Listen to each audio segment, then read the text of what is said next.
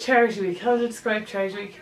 Charity Week is what I'd say a rite of passage for many students. I think the one thing we kind of forget about is it is for charity.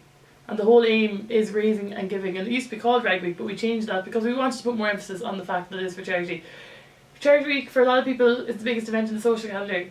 For student officers and the people in student life, it is a big opportunity for us to give back to the community and to try and raise money for these well-deserving charities. And this year we had Ciara's Wish Foundation, we had Rape Crisis Midwest, Peter McVerry Trust and Limerick Suicide Watch. So Charity Week for us is about giving back. I think the big thing this year with the 4 charities that were chosen, they're all very much active in this Limerick and Midwest region. So Limerick Suicide Watch, they're along the banks of the River Shannon, in town, every night. There's so many young lives that they have saved over the years. Peter McVerry Trust, they have an office set up in Limerick where they give back, they provide homes for the homeless. Then we have our Rape Crisis Midwest, which is situated here in the Midwest and supports both men and women who have faced sexual harassment, violence and assault. And then the final one then is Ciara's Wish Foundation, which is actually a new charity. And we've all heard of the Make-A-Wish, but Ciara's Wish is actually the same charity but for adults. I do think we should keep it, but I think we should try and return to the root of what Charity Week actually is.